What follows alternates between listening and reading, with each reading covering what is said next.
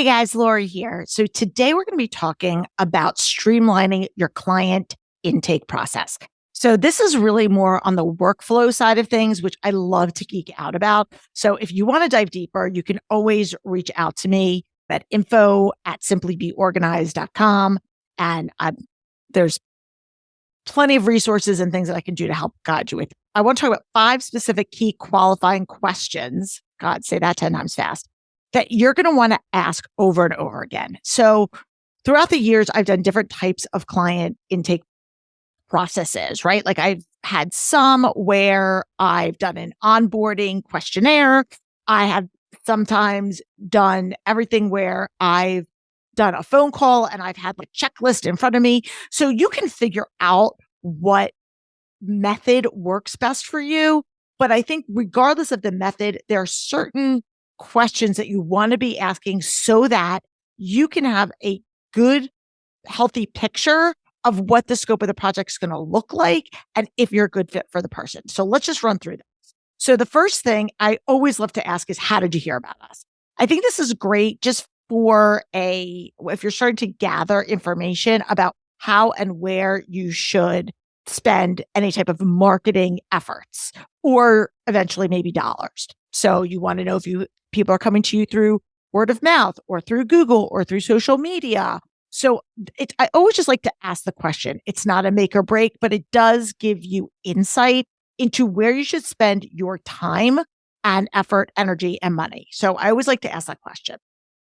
The next thing is you want to know the logistics of where these people live. What is their location? You want to make sure if in fact this person is outside of your geography, because if it is somebody that maybe found you online, but they live really far, or it's not an area that you typically serve, you want to be able to know so that you can either say, I'm not a good fit, or you might have a travel fee that you charge. So I think it's important to just know logistically where they're located. The next thing is I always like to know what their timing is for this project. I know for me, a lot of times when I want to do something, when I finally pick up the phone to make that inquiry or I send the email or whatever it is, I'm like ready now. Like I'm ready yesterday. By the time I am making that initial call, it's not like I am thinking about doing this in 6 months, but no, time is of the essence. And I find that happens a lot when it comes to organizing and decluttering. Oftentimes they're very time sensitive projects.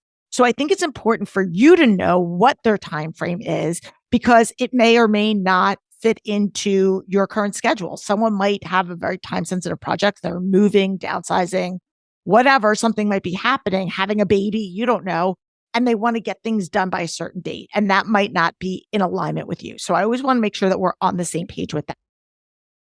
The next thing, and this is again, can be an uncomfortable situation or uncomfortable conversation for some people, but it really shouldn't be, is the budget talk. Now, I always like to ask people, do you have a particular budget in mind? And most people will say no.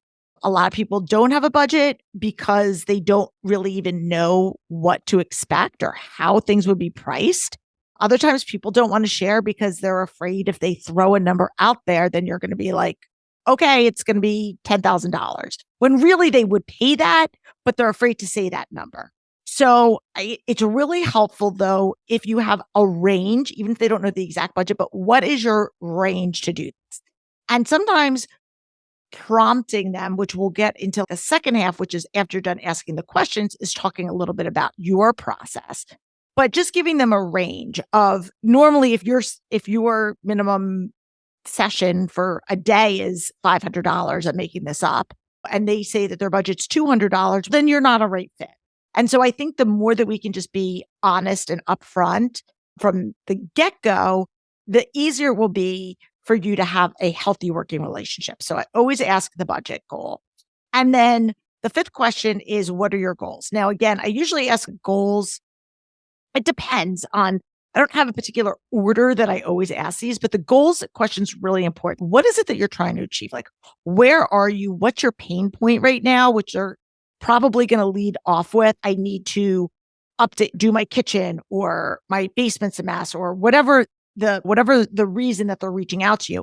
But I think it's equally important to not just understand where they're frustrated, but what does that look and feel if you were to have this desired result? Because organizing is it's such a personal relationship. And we all have a different picture in our mind of what an organized space looks like.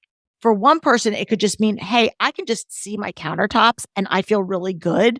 And somebody else has to have decanted cereals with matching labels, right? So it's so personal. So understanding what their goals are will help you then to better understand, A, am I a good fit? And B, what does that look like in terms of the time frame, the logistics, and of course, the cost. So once you get that information from the potential client, the next step, what I normally do is to share a little bit about how I work, right? So this is where I take the opportunity, now that I've learned a little bit about them, now to share a little bit about this is our process. And I explain about how my consulting works, how my consultations work, how we work in sessions.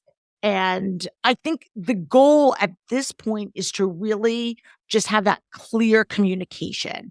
And during this conversation, I can usually decipher whether or not it makes sense to move to an in-person consultation, which in my case would be the next step. And now that I've had an understanding of their needs, their goals, their budget, I can then say, yes, this works. Or if they say, for example, I need to get this done within the next 2 weeks. And I know that even though they seem like a great client, I know that I'm already tied up and committed to something. I can then say to them, listen, I would love to be able to help you. This seems like this is right within my wheelhouse. However, I already am committed on another project. If you're able to wait, I could fit you in X, Y, and Z. I think a lot of organizers want to be yes people right out of the gate. A, because a lot of people are people pleasers and don't want to disappoint people. And also you're trying to build a business. And so you never want to turn down a client, but you want to also make sure that you're not over committing on something that you might not be able to deliver on the way that the client is expecting it. And so I think this is a great opportunity during this client intake process to really flush out some of the basics. You're not going to cover all of it, but it's a great starting point for them to get to know you a little bit. You learn a little bit about what their goals are. And then from there, you can decide, does it make sense for us to go out on a first date, which in this case would be the next step of probably an in-person consultation. So that's it. If you have any other questions, again, head on over. You shoot me an email, info@simplybeorganized.com. That's the letter B. And I think, again, getting your workflow in place is so critical for organizers who are starting to build their business, because then you're going to start to have these best practices getting into place. It becomes muscle memory. And then as you continue to grow and scale your business, your workflow processes can go with you. So that's it. Thanks so much. And we'll be back next week with another episode. Take care.